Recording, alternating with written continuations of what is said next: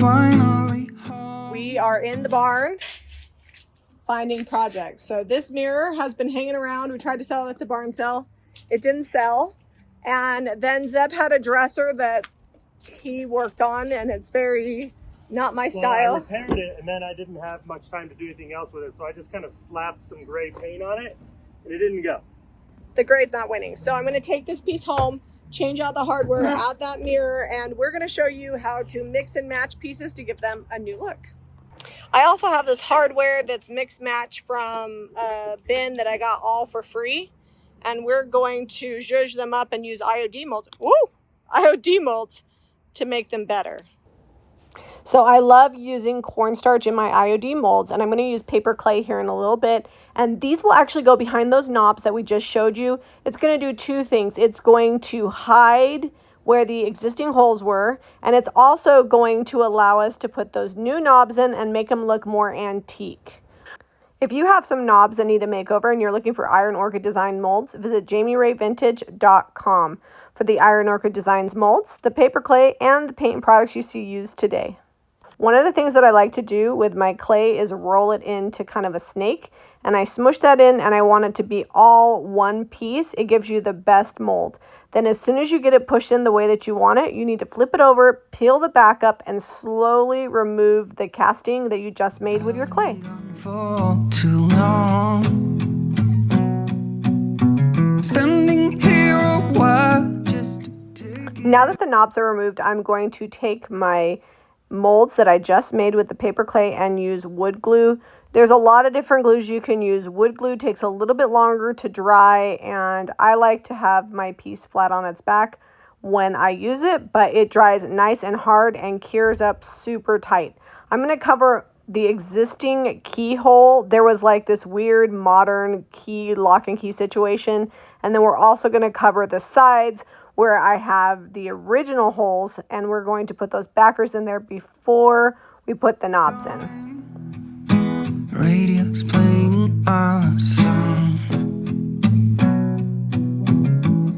and then you stood there smiling at me as so many times. While I'm inside getting the molds glued on, Zeb's using the circular saw to cut the mirror so it fits exactly and looks like it's always been there.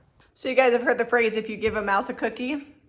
Next up, we're going to be using Trimmings 3 because I want to add a little detail on the bottom of the dresser and some detail on the mirror to kind of take those two disjointed parts and bring them to one. Busting out mold number 3. This is Dainty Flourishes. I'm going to do this piece and this piece so we can put them on the corners of the mirror. One of the things I do love about paper clay is you can kind of manipulate it to what you want much easier than resin. These I'm pushing all the way up to the edge. I'm going to run the design across the bottom. Same thing over here. I'll just make sure it's the right proportions, and it's going to look a lot more hand carved and original. First coat of paint is going to be DIY crinoline. I'm just going to lay down a base coat that I can add some texture to in a little bit, just to give everything one solid look. Zeb says it'll be easier to throw the backer on and paint it upright, and I believe you're right. Yeah, the mirror, I feel like it helps your eye better than looking straight down on it. Some artists can maybe do it, but... Well, I also feel like this is going to help you guys see where we're headed with this piece. We've added those molds on the bottom to kind of tie that together.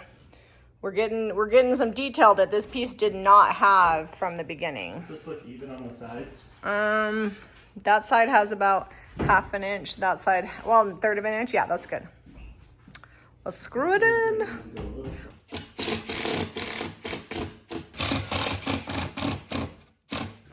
Now this isn't going anywhere. It's actually better than some of the original construction we see on these pieces.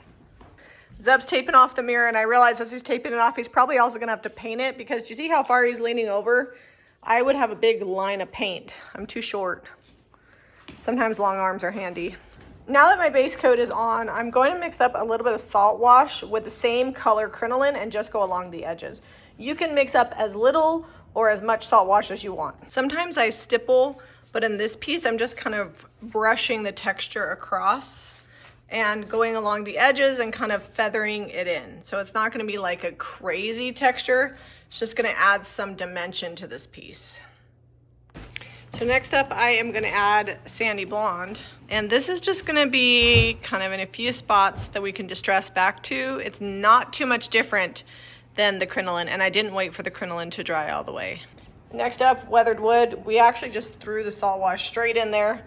I want more texture. I keep saying like, more texture, and Zeb's over there laughing at me. Hey, Mom. Zeb's over there laughing at me while I'm telling him I want more texture. Anyways, I'm just gonna add this in here and make it chunky. It might work. So have we lost the vision? Is this at the point where you're like, oh, I'm just gonna keep adding layers till it's what I want? Yeah, that's where I'm at. I mean, I just keep reminding myself that the bottom was free, the top was free. I can just have fun with it. I don't hate what you have going on. I think the texture is going to be really cool, especially once we start distressing back to all the layers. I don't know if it'll ever dry. I have a fan. You have a fan? All right, well, hopefully. I really want to go like a greenish blue next, but everybody's always like, everything you paint is that. No, I would keep it neutral. Go with like I mean, you could almost go back with crinoline over the top of this. Maybe lighten it up with some white linen in there so it's a different tone so that you're getting more of the layers built up. Maybe some, well, I was also thinking about like milk paint. I don't know. It doesn't look like it's been in a fire quite yet. Have we not got that to that point yet? No. So I totally forgot to film myself, but I just took Flour Sack by Sweet Pickens Milk Paint and mixed in a little bit of Driftwood and Farmhouse Finishes, both milk paints, and I mix those up to make this creamy taupe color. It actually has a slight purple hue, and I specifically left the milk paint chunks in it so that way I have more texture, and when I sand back I'll have like chips and all kinds of yumminess. So just stay with me. I know it's getting a little crazy in here, but I promise this is going to come together really soon. So I have my milk paint on there. Jamie, why are there 2 circles? That's because I'm hoping that we can feather in a lighter shade like Flour Sack, and then Zeb's gonna do a stamp with the new Reverie. So Zeb's trying to figure out the design. We can make the wider spot bigger. Well, I'm just trying to keep it between, I want to keep it on the door, right? So between here and kind of symmetrical. So like you're right about perfect with your halo here. I mean, I do okay with freehand. So Zeb has decided this is the right amount of crinoline, so I'm gonna come in and crinoline this middle and bring it out to the edge. And we're feathering. And we're feathering. And we're feathering. It doesn't have to be perfect because there's gonna be a stamp around the edge. That's looking so good. Oh my gosh, it's like a trompe-l'oeil magic here. Around that. Yeah, I'm gonna. There you go. And then I need your brush to. Then you got to come back with mine. Yes. Once we, oh, look at that. I know. Next level here, next level. You go one direction, not the band, paint direction, and then use feather, and you go very soft. Not the band. You go one direction, and then you go around. Just be careful not to square off that top. I know, now I'm gonna come around and round off the top. And then I gotta round off the top. This is a lot of work. They make it look easy on TV, like it's easy, but it's not. Looks like it has cheeks or eyeballs. But it'll make sense, I promise, as soon as we get the stamp on there, or it'll be a big hot mess. For those of you that were worried, Zeb is painting the back. We're just going with crinoline because I don't have enough of this mix left, and it'll look good. Well, this is a handmade, homemade piece, and it's just plywood on the back. Yeah, we gotta fix it. It's actually like all wood. It's a really nice dresser, and the front encasing is maple, and the inside drawers are cedar. yeah, it's a really good piece. Hi, Cody. Don't step there. There's paint that's spilled. So Zeb is just gonna use IOD ink and the IOD ink pad to stamp up the image that he did. We'll probably have to take a little like washcloth and get off the excess ink. We're just using black.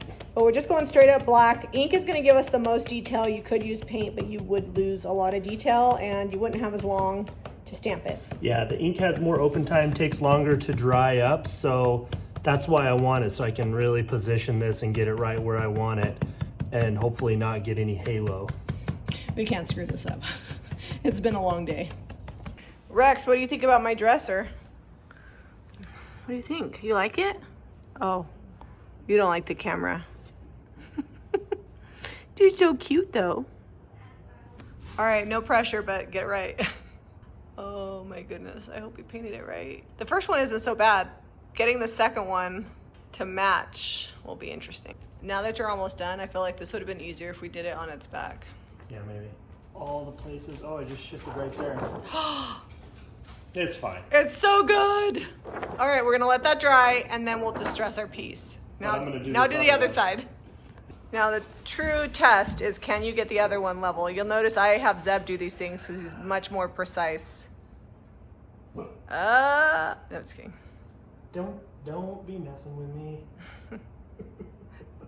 I did the blending. Does that count for anything? Yeah, counts for all the things.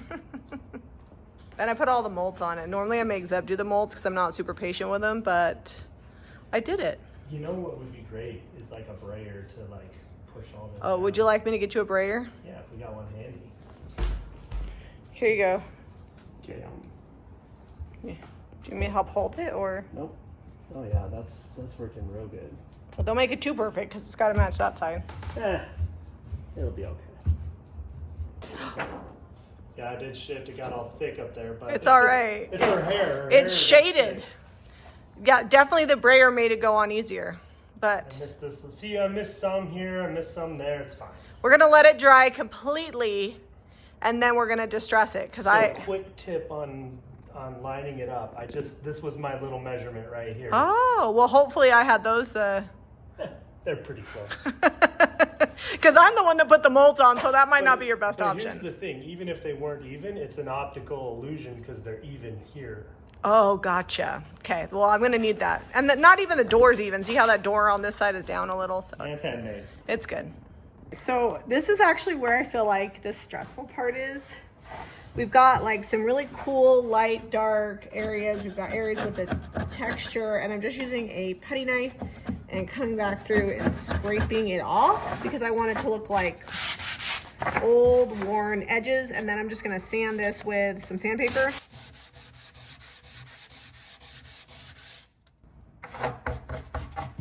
And now it looks like it's been time worn. So in about 5 hours, I'll be done with this.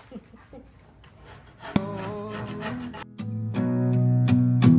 never wanna be away, leave you again. You are all I want and more. Now we are drilling for the hardware. That's not really centered. Well, it shifted. So I'm going to shift the same on this one. Oh, okay. See?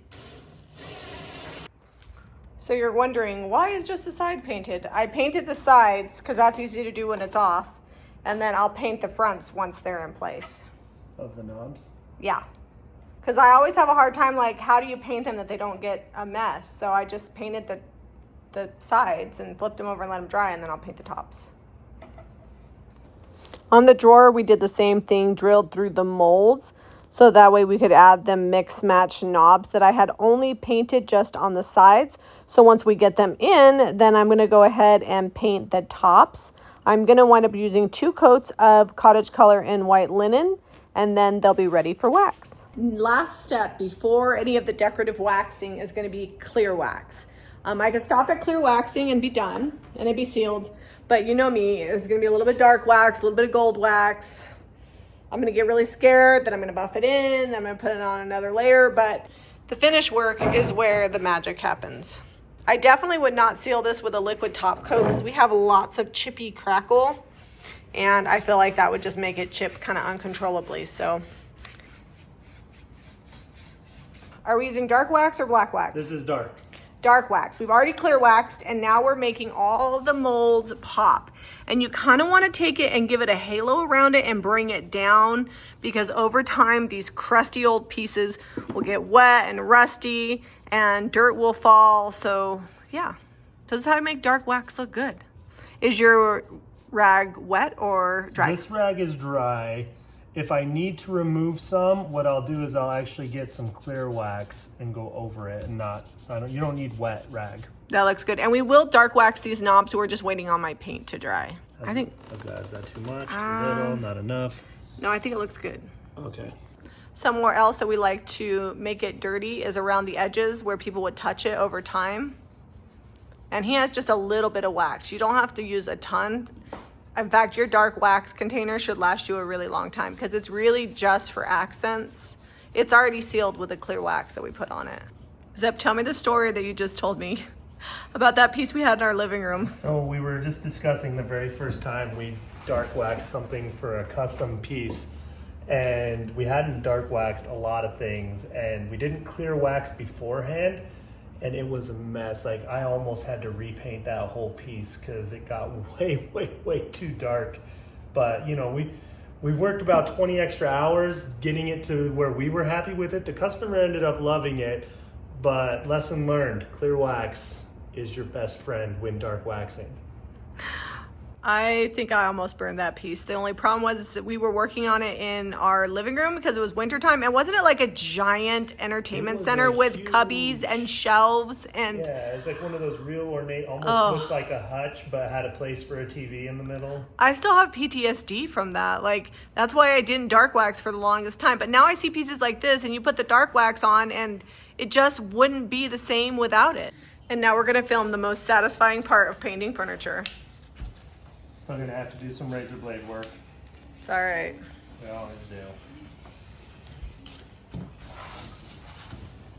But it's better than the normal mess we have. All right, guys, thank you for joining us today while we worked on this piece of furniture. I like how it came out. Do you like it? Yeah, no, I think it's cool. We're gonna still keep working on perfecting the old grunge look. The dark wax is the hard part and the layers, but I think this one is getting close to what we really want. It turned out really good. We're gonna show you close-ups, so don't miss out on that. If you guys need the paint and products used today, visit JamieRayVintage.com. And if you like this video, be sure to give us a thumbs up and subscribe to Jamie Ray Vintage for more DIY. Here's a little throwback to what this piece looked like when we started. I think we came a long way and I'm super excited for this finish. I'm waiting at the doorstep, final